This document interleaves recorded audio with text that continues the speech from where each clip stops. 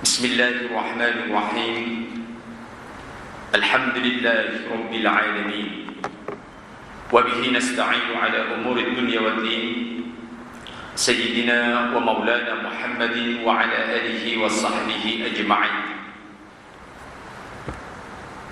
Innal hamdalillah nahmaduhu wa nasta'inuhu wa nastaghfiruh.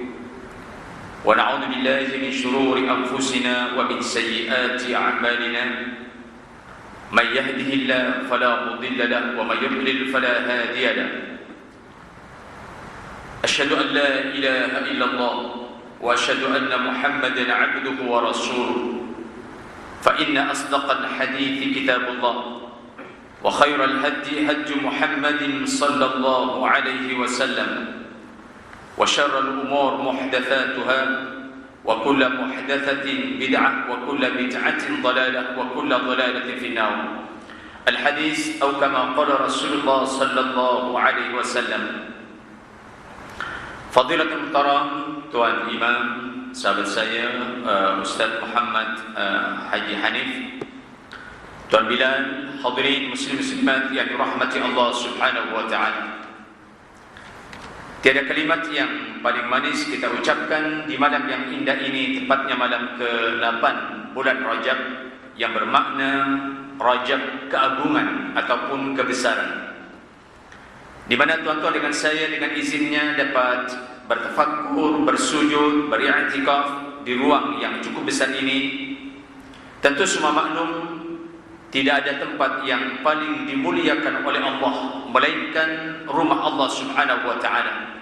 Sehingga ayat yang berkaitan dengan Ka'bah atau yang terkenal dengan istilah Ka'batul Musyarrafah, di mana Allah menyebutkan inna awwala baitin wudi'a lin-nas lalladzi bi Bakkah mubarakah. Artinya sebagian ulama tafsir mentafsir kalimat itu, mula-mula awwala baitin wudi'a lin-nas, tapak ataupun rumah yang pertama dijadikan tempat itu untuk sujud kehadirat Allah Subhanahu wa taala, dia adalah Bakkah ataupun Makkah. Artinya kehebatan bumi itu sebab akan ditempati ramainya orang yang sujud. Dan kita maklum bahwa apabila Nabi berada di Jabal Abu Qubais, yaitu salah satu jabal yang dikatakan mula-mula atau yang pertama bukit yang Allah cipta adalah Jabal Abu Qubais. Saya ulang, disebutkan dalam hadis, di antara gunung ganang di dunia ini, kebarangkalian ada ratusan ribu atau juta yang Allah cipta, bukit yang pertama yang Allah cipta adalah Jabal Abu Qubais. Kenapa jabal itu begitu dimuliakan oleh Allah Subhanahu wa taala? Pertama, dia adalah salah satu gunung yang menghadap kepada Ka'batul Musyarrafah.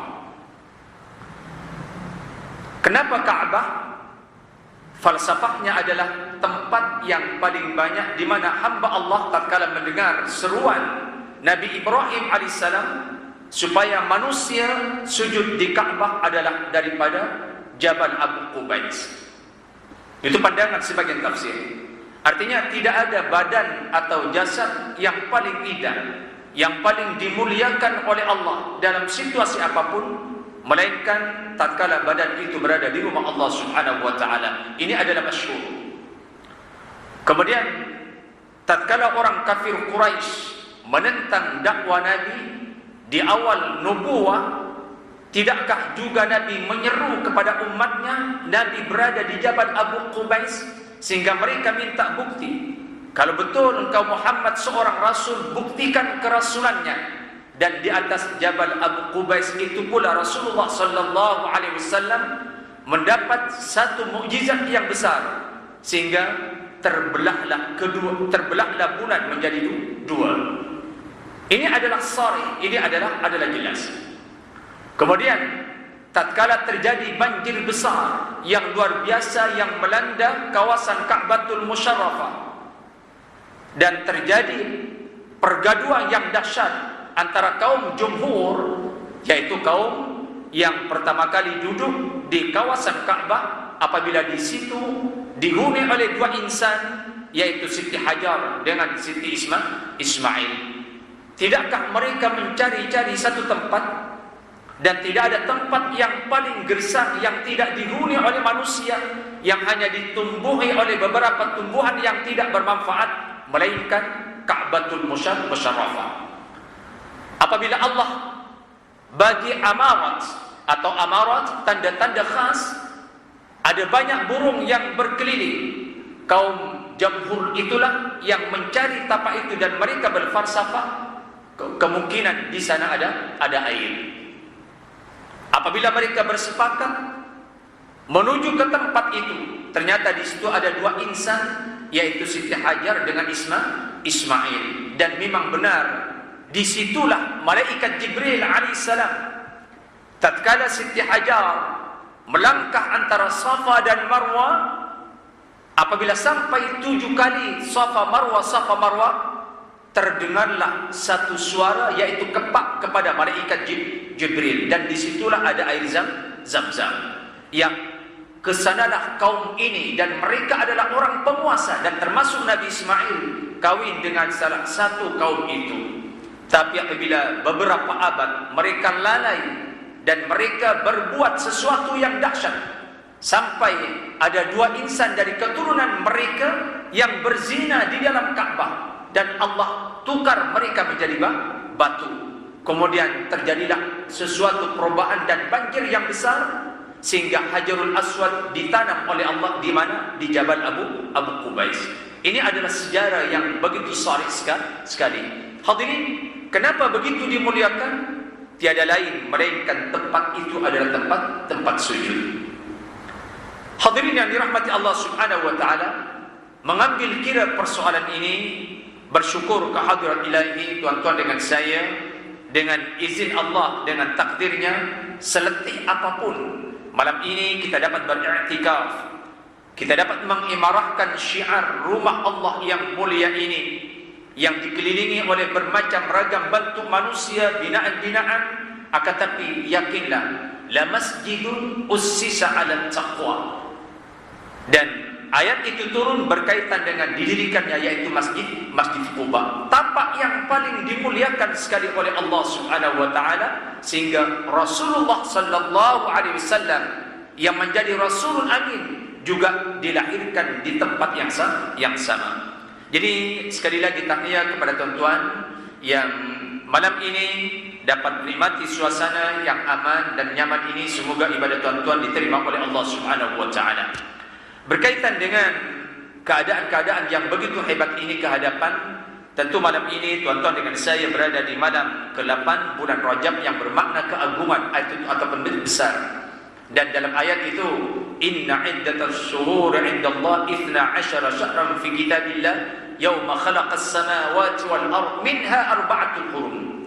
Jadi dalam ayat Al-Quran itu, min itu ada dua. Pertama ada min bermakna tab'idiyah, artinya bermakna sebahagian. Ada min bermakna ibtidaiyah, bermakna daripada permulaan. Contoh ayat biasa kita dengar, Subhanalladzi asra bi'abdihi laylan minal, kalimat ini laylan minal masjidil haram إلى المسجد الأقصى الذي باركنا حوله. Ayat minal masjidil haram, min ini bermakna al-ibtidaiyah, dari Masjidil Haram ke Masjidil Aqsa. Tapi kalau minha arba'atun hurum, dari sebahagian 12 bulan ini, artinya tidak keseluruhan. Di situ ada bulan-bulan yang hebat. Hurum dari kalimat ihram, haruma, sehingga apabila kita takbir pertama dia berbeda dengan takbir intiqal. Takbir pertama disebut takbiratul ihram. Apabila takbir kedua nak rukuk namanya takbir intiqal. Apabila masuk takbiratul ihram, apapun bentuknya, semua yang di luar sembahyang, maka semua diharamkan tatkala dia sudah takbir. Artinya asalnya kita boleh bergerak. Apabila masuk zon takbir, kemudian diharamkan perkara-perkara itu dan dia akan membatalkan sembahyang. Itu disebut takbiratul ihram. Dan itulah awal sembahyang. Apabila sebelumnya kita boleh cakap, tapi apabila takbir sudah tidak diperbolehkan lagi cakap. Itulah takbiratul ihram. Dan kita maklum ada tanah haram. Kesimpulan, apabila masuk tanah haram, dia masuk hukum lain. Sehingga orang yang niat umrah, nawaitul umrata wa ahramtu biha lillahi ta'ala, semua perbuatan sebelum dia niat adalah bebas. Tapi apabila dia sudah niat ihram, memakai wangi-wangian sudah diharamkan oleh Allah. Kalau lelaki memakai pakaian yang berjahit diharamkan oleh Allah. Apabila melanggar wajib bayar dam. Apabila tidak bayar hutang dunia akhirat. Maka itu disebut pakai ihram. Ini jelas, ini penting, ini penting sekali. Itulah Masjidil Haram. Kemudian yang kedua, apabila orang masuk ke dalam Masjidil Haram, kawasan yang sudah dibatasi oleh miqat-miqat, hukum juga berbeza. Sama ada mereka niat ihram ataupun tidak, maka mereka dilarang keras untuk mencabut tumbuh-tumbuhan, diharamkan. Begitu juga memburu binatang sebab kawasan tanah haram. Itu adalah doa yang didoakan oleh Nabi Ibrahim.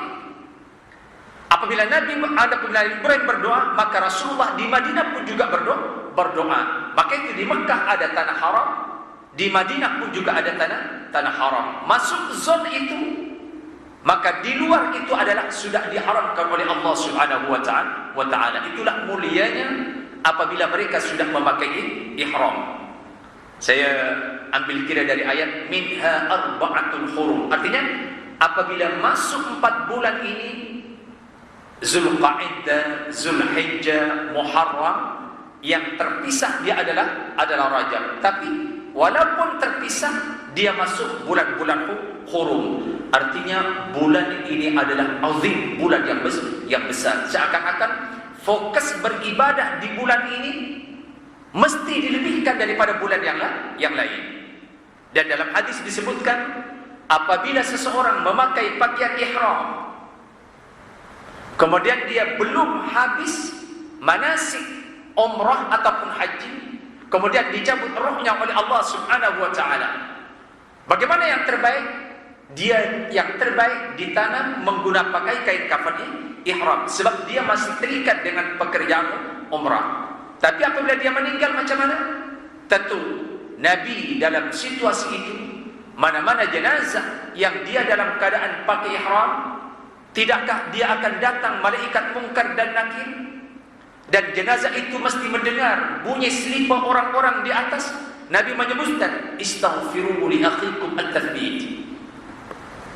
Doakan saudara kamu yang baru saja ditanam supaya dibagi kekuatan apabila datang malaikat mungkar dan nakir. Fa innahu al-yus'al. Sekarang dia tengah disoal siapa? Jadi jelas sekali, begitu cepat sekali soal siasat Allah. Walau apapun, apabila jenazah ini memakai pakaian ihram, bangkit saja kata Rasulullah sallallahu alaihi wasallam, didatangi oleh malaikat mungkar dan nakir, jenazah ini akan bertalbiyah, labbaik Allahumma labbaik, labbaik la syarika laka labbaik, innal hamda wan ni'mata laka wal mulk la syarika lak. Itulah saya katakan ihram. Bagaimana mungkin hadirin, bagaimana mungkin jenazah ini tidak diselamatkan? Dari sudut akal, hadis menunjukkan yulabbi. Belum saja malaikat mungkar nakir menyoal siasat, sebagai bukti dia masih dalam ibadah, dalam memakai pakaian ihram, dia bertalbiyah. Dan kita maklum, apabila kita bertalbiyah, maka semua pokok-pokok, kerikil-kerikil, gunung ganang yang mendengar ikut juga bertalbiyah kepada Allah Subhanahu wa ta'ala. Itulah saya katakan minha arba'atul hurum. Jadi ini kalimat ini saya terperinci sedikit supaya jelas. Masjidil Haram, artinya masuk zon itu dia adalah berbeza. Hadirin yang dirahmati Allah Subhanahu wa taala. Jadi ini kalimat yang diucapkan oleh Nabi Ibrahim tatkala disuruh oleh Allah supaya menyeru manusia supaya mereka sujud sekurang-kurangnya menunaikan ibadah umrah dan haji. Dari persoalan ini, hadirin yang dirahmati Allah Subhanahu wa taala, kita maklum daripada satu hadis yang diriwayatkan oleh Abdurrahman bin Auf, kita maklum bahawa beliau ada termasuk al-asyaratul mubasysyarah fil jannah. Selalu kita dengar ada 10 sahabat yang pasti dan dipastikan oleh Nabi adalah dimasukkan ke syurga Allah Subhanahu wa taala. Tentu yang pertama Abu Bakar fil jannah, Umar fil jannah, Utsman fil jannah, Ali fil jannah. Kemudian Nabi sebut sahabat yang lain, Abu Ubaidah al-Jarrah fil jannah, Talha bin Abu Ubaidillah fil jannah, Abdurrahman bin Auf fil jannah, Sa'id bin Zaid fil jannah, Sa'ad bin Abi Waqqas fil jannah. 10 sahabat. Di antaranya riwayat hadis ini adalah daripada Abdurrahman bin Auf. Dia kata, kharaja Rasulullah sallallahu alaihi wasallam fatawajjaha nahwa sadaqatihi fadakhala. Kata Abdurrahman bin Auf, pada suatu hari beliau melihat Rasulullah masuk ke dalam salah satu taman. Dan banyak kali keadaan Nabi macam itu. Ya, kadang-kadang di pagi waktu sahur Nabi keluar daripada Masjid An-Nabawi, Nabi keluar pergi ke Baqi. Itu banyak kali kejadian. Bahkan 1 minggu sebelum Rasulullah meninggal, Nabi balik daripada Baqi. Dan yang ini Nabi dia menuju nahwa sadaqatihi fadakhala. Dia masuk ke dalam salah satu kebun, dan kita maklum bahawa di antara kebun ataupun tanah yang paling berharga kepada Abdurrahman bin Auf, dia di antaranya adalah kebun-kebun yang berada di sekelilingnya, termasuk kebun yang dimiliki oleh Talha bin Ubaidillah yang disyorkan oleh Nabi dan dia diistilahkan sebagai ahli syurga. Kemudian saya perhati keadaan Nabi, kata Abdurrahman, fastaqbala al-qiblata fa kharra sajidan. Apa yang Nabi buat? Nabi masuk saja ke kebun itu, Nabi menghadap kiblat dan Nabi sujud. Artinya dia sembahyang sunat. Fa'atala sujud. Sepanjang saya bersama Nabi, tak pernah melihat Nabi sujud sepanjang itu. Saya ulang. Kata Abdurrahman bin Auf, memandangkan dia sentiasa salat jamaah kepada Nabi, dan kita maklum bahawa Nabi itu tidak pernah sembahyang melainkan di masjid. Melainkan dia waktu dia terakhir dia sakit. Itulah kehidupan Rasulullah sallallahu alaihi wasallam. Dan Abdurrahman bin Auf dia termasuk orang yang sentiasa ikut sembahyang bersama Nabi. So dia perhati waktu itu. Itulah yang saya nampak sujud Nabi paling panjang. Hatta dhanantu anna Allah qabada nafsuhu. Sehingga saya sendiri merasa risau, kata Abdurrahman. Dhan ini dia berbeza dengan syak. Ada wahan, ada dhan. Dhan itu kira macam 80% itu. Kalau syak itu mungkin 50-50. Tapi saya ada prasangka yang kuat seakan-akan Allah cabut roh Nabi tatkala sujud sebab dia terlalu panjang. Fadanautu min. Apabila timbul kerisauan yang cukup memuncak pada saya tidak ikut sembahyang, tapi saya perhati bagaimana panjangnya sujudnya Nabi, bagaimana dia membacanya, sehingga ke peringkat saya punya pemikiran Nabi diambil rohnya oleh Allah. Dalam keadaan sedikit ketakutan, saya dekati Rasulullah sallallahu alaihi wasallam. Thumma jalastu, saya duduk. Farafa'a ra'sahu. Tidak lama kemudian sambil saya tunggu Rasulullah sujud, kemudian Nabi angkat sujudnya. Faqala, man hadha? Tiba-tiba Nabi menegur, siapa ini? Nabi belum menoleh lagi. Qultu Abdurrahman, artinya Abdurrahman bin Auf. Qala, Ma sya'nuka ya Abdurrahman, kenapa kamu ada di sini? Apa yang terjadi? Qultu, saya jawab, ya Rasulullah, sajadta sajdatan khasyitu an yakuna Allah qad qabada nafsaka fiha. Ya Rasulullah, saya cukup khawatir, saya cukup risau.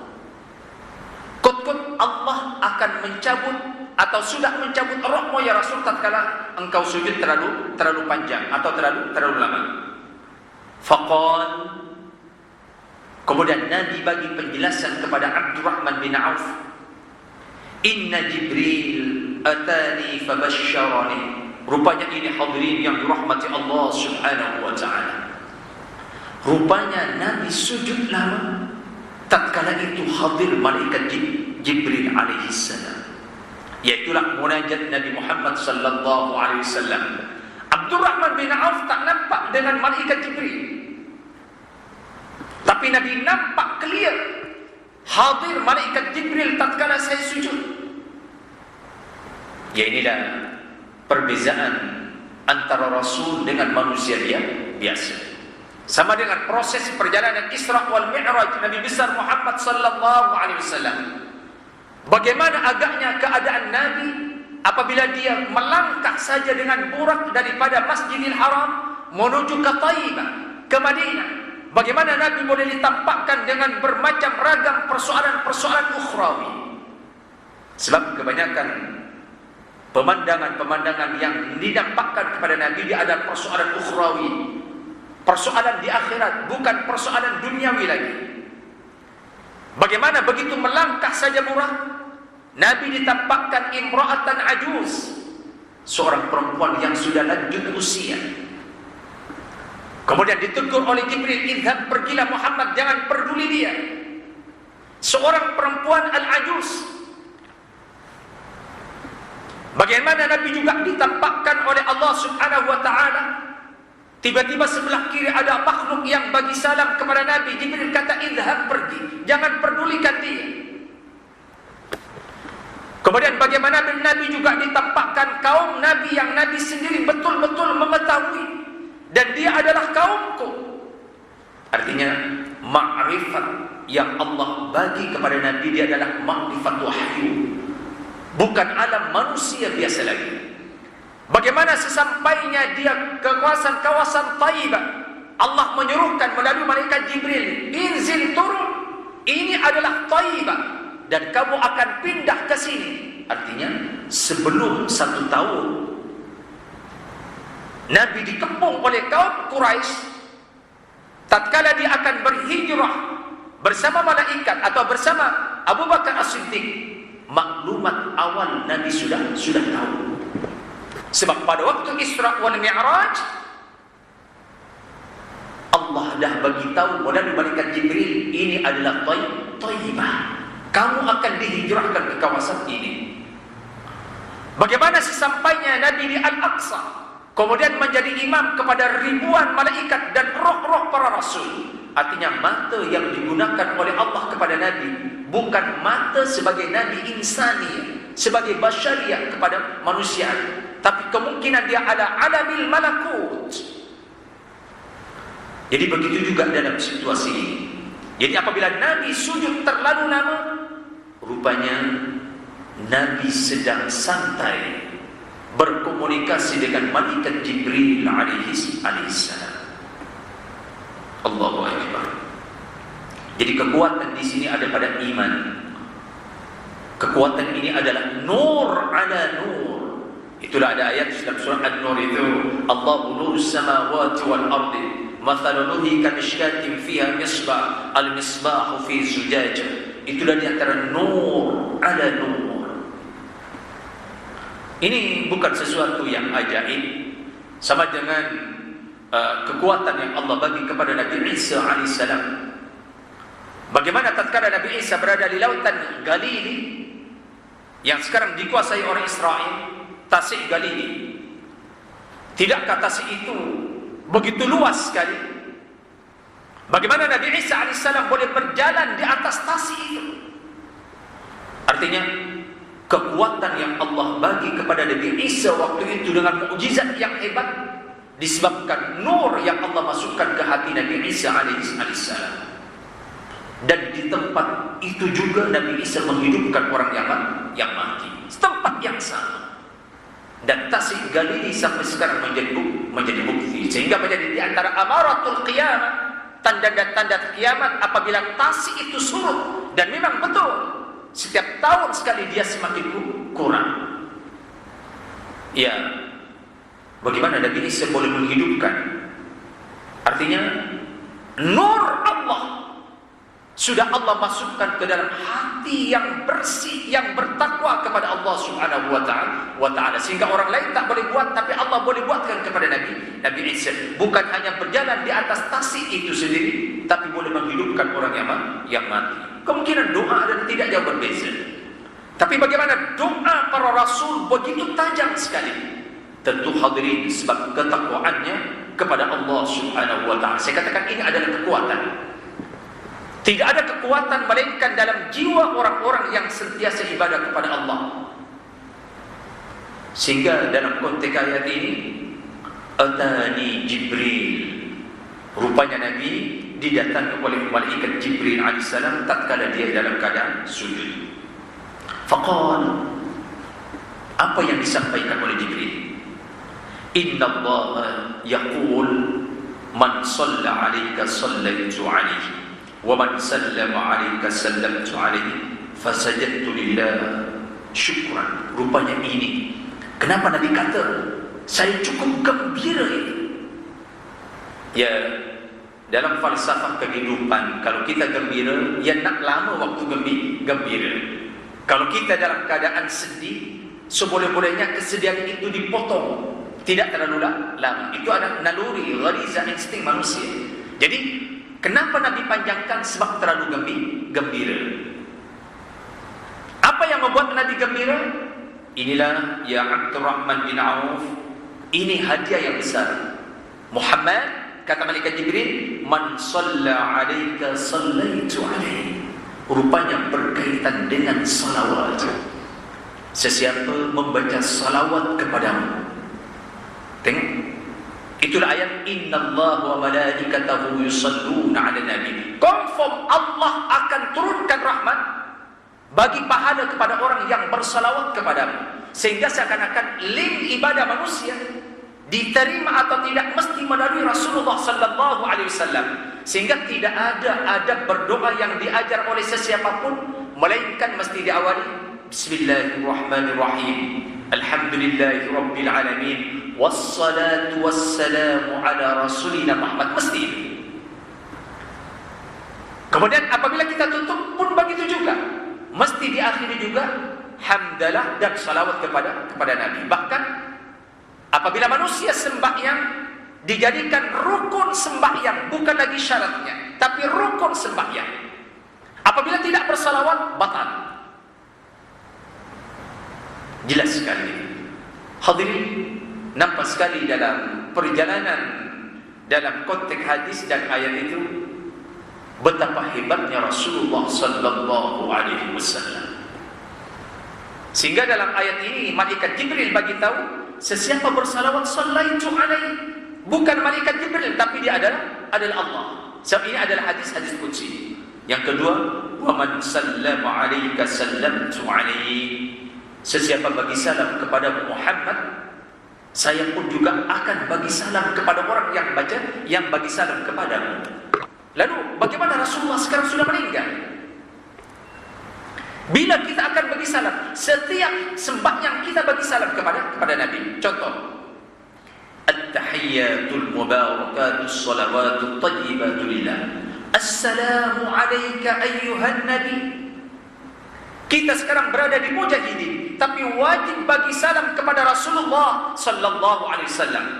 Sehingga apabila jemaah umrah atau sesiapa saja berada di Madinah, tidakkah apabila masuk saja masjid, walhal kuburan Nabi jauh, sunnatnya mesti bagi salam dulu kepada Rasulullah. Assalamu alayka ya Rasulullah. Walhal dia masuk masjid, belum lagi ziarah kubur.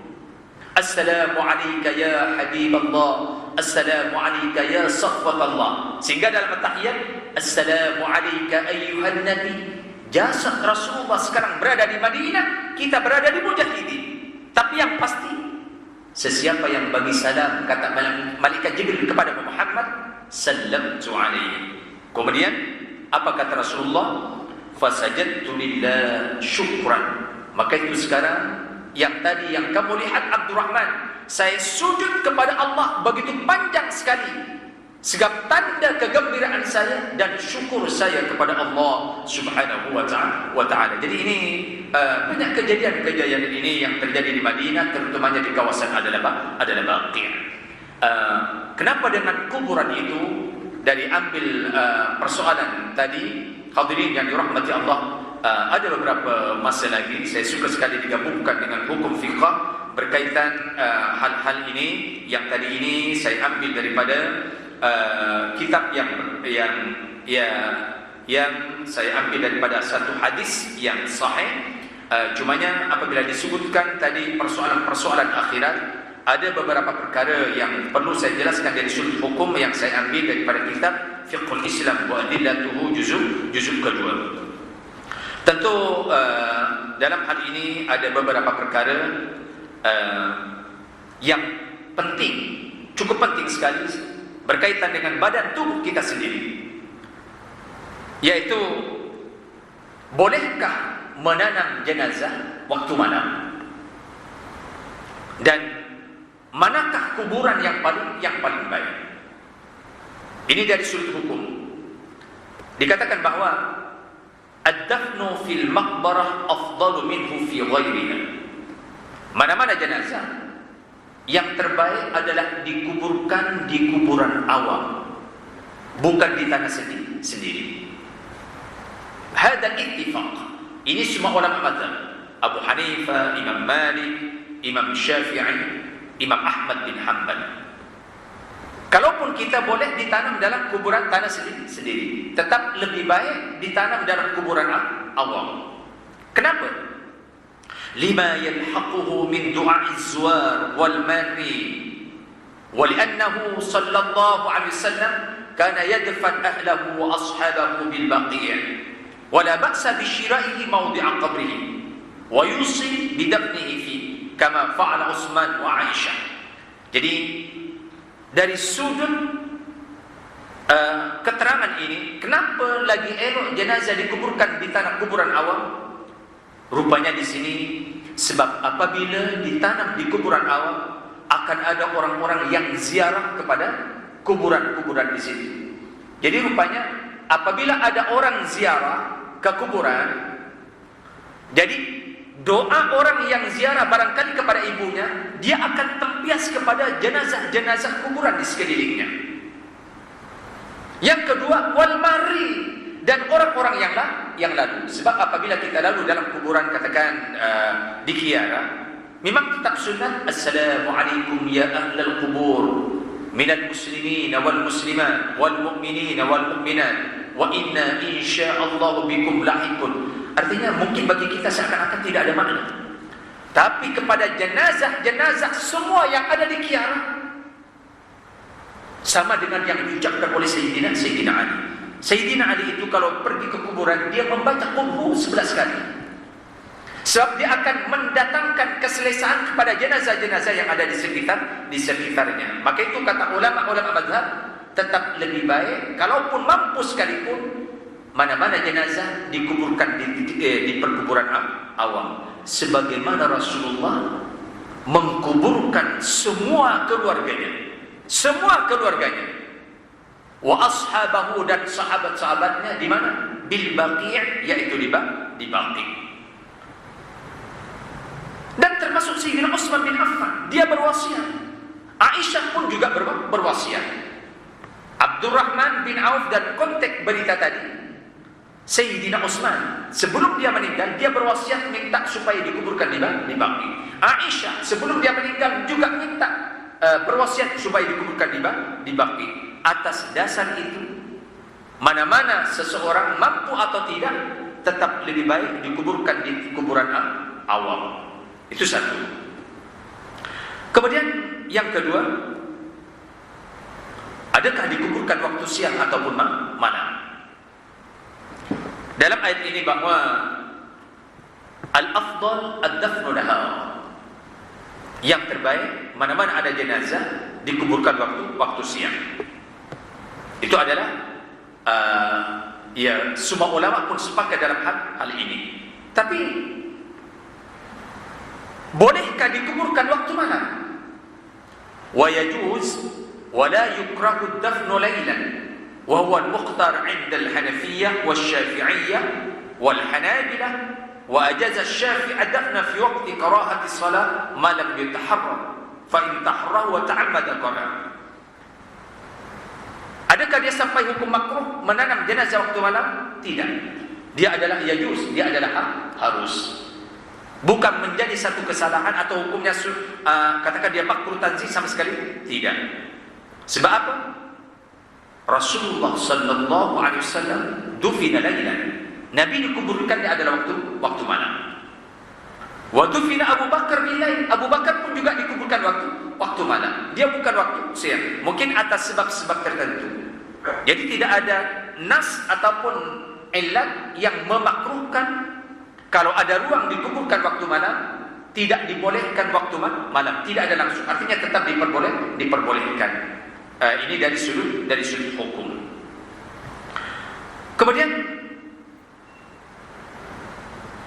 apa yang terbaik kepada orang yang menerima kepada jenazah yang baru datang? Ini sama ada kita amalkan atau tidak.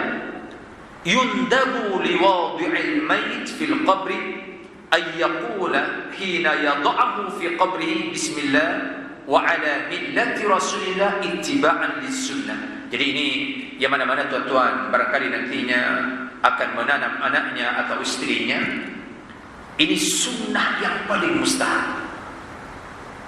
Tatkala orang yang berada di bawah, mungkin 2-3 orang,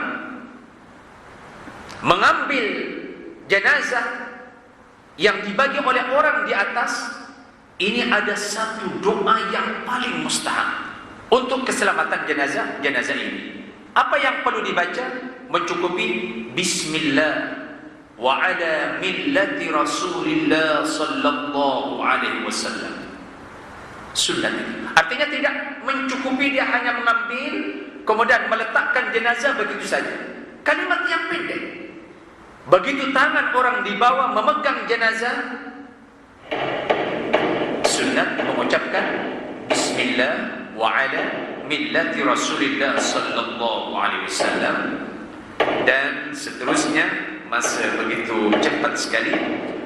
Apabila jenazah masuk ke liang lahat, maka orang yang di bawah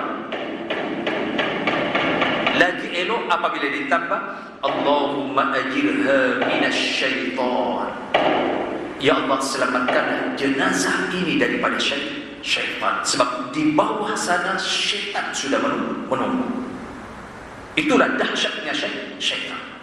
Allahumma ajirha minasyaitan wa min adzabil qabri. Allahumma jafil arda an jambayha wa sa'id ruhaha wa naqiha minka. Jadi ini meskipun jarang sekali, saya harap mungkin pertemuan berikutnya akan lebih diperinci lagi persoalan ini supaya sunnah-sunnah ini dijalankan. Sekali lagi, keterbatasan masa yang tidak boleh kita sambung. Semoga Allah memberikan keselamatan kepada tuan-tuan dengan saya dan dimuliakan kehidupannya dan dapat beribadah sepanjang bulan ini dan seterusnya bulan Sya'ban, dan kepuncaknya dia adalah Ramadan. Wassalamualaikum warahmatullahi wabarakatuh.